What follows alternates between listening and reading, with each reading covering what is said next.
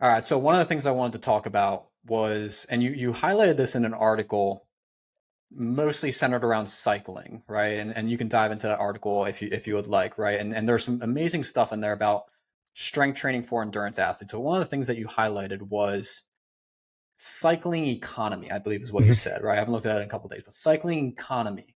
And I Yep. wanted to bring that to rowing economy because it kind of talks like, and I think you talked about it in terms of the importance of strength training for increasing our wattage that we're able to produce on a per stroke basis and how that can be carried over into consecutive strokes, which ultimately, again, bringing it back to we can travel further distance per stroke. And if we stay, all things being equal, same strokes per minute, all that, we're going to cover that distance in a shorter time, right? So it's Yep. literally a direct factor in moving the boat faster and finishing the race sooner, right? So talk a little bit about that, the rowing economy, which I think is a Mhm. massively critical piece for athletes to understand. But dive into that if you don't mind, right? Rowing economy. Yeah. So we can think about that. In cycling, it becomes a little bit easier because we're really like, once you get fit to your bike, like your economy is kind of set. You're it's just leg power, things like that. When you talk about a stroke, or the rowing stroke in general, it's a whole body movement. Um, it's got a lot of pieces to it. Um, and so we can think about it as in kind of two different ways of being efficient. Okay. Um, One way we can think about it is like if your legs are super, super powerful and super strong, but let's say maybe the upper body pull or the second half of your stroke is not able to handle that force and that power that the legs have generated, right? Now you're going to be inefficient and uneconomical because like well, you've created all this extra force that now has to dissipate into not moving the boat because the upper body can't continue that force, continue that power output, right? And so we can talk about interstroke like intrastroke economy, right? We want the body to be strong and able to generate force in a whole body movement as efficiently as possible with no losses, right?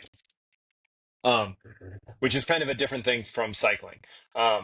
But in a kind of bigger sense, right? If we track it from okay, I want my boat to be able to perform, you know, uh, if we're talking like the a high school men's eight, like under 6 minute 2K, right? There's a certain power output that has to exist for that speed, right? Um, and then one step lower than that, there's a certain amount of force that has to be generated every stroke for that power, right? Um, and if let's say that max force output, max power output, whatever metric you want to talk about, if that is 75% of the athlete's absolute max, it's going to be a harder time for that athlete to maintain that power output than say if we get them a little bit stronger, get them more efficient, get them more economical, and now that power output to get that 6 minute 2K is now only 55%, 60% of their absolute max power output. So they are more efficient, they're more economical, they're spending less per stroke to get the needed power output that they need for the performance, right?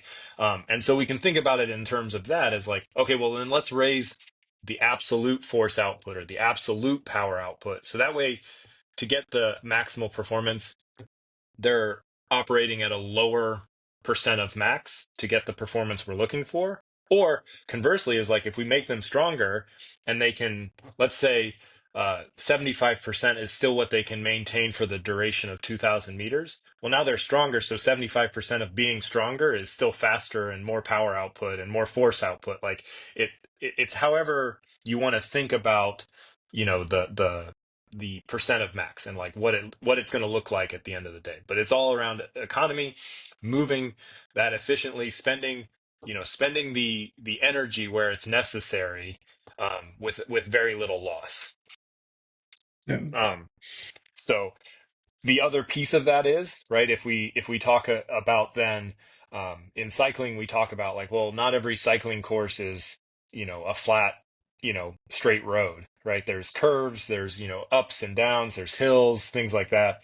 um, Rowing exists in uh, it's an outdoor sport, right? In a boat, that moment that crosswind comes across your bow, right? And you're going to have to up your power output, right? Well, if you're already working at 75% of your max, that crosswind comes or that headwind blows, you get that gust of headwind down the race course, and all of a sudden, like a set of, 5 to 10 strokes now is going to require you to put out 80%, 90% of your max power output to just like keep the speed up in the boat.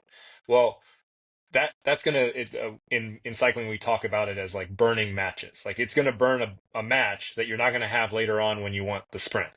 But if that if you're working out, you're working down the course and you're a stronger, more efficient athlete, that headwind comes through, and it only costs you, 80% rather than 90%. Well, okay, now you've saved back a match that you might be able to use in that last 250 meters when it's like, okay, now we really got to start burning through the matches, right? Um, so there's that piece too. It's like you want to be stronger, more efficient, power output driven athlete, so that when tough conditions come, you're able to handle them. Yeah, and I love that. Like that's one of the things I think is so that resonates with athletes, right? The ability to, again, like if you can produce X percentage more on every single stroke, right? In terms of like absolute, Hmm. force, right? You can produce X amount more on every single stroke, right? Like, okay, like you're literally more efficient, right? The amount of input that you're putting in, you're getting more out of it on the other side, right? On a per Yep. stroke basis. And I think that's a huge thing for people to understand. It's like a 1% difference, right, in strength, right, on a per stroke basis is going to be significant when you put that over 220 strokes or whatever, right, Right. 2K Right. 2K distance. I think that's a huge piece Yeah. that for athletes to understand.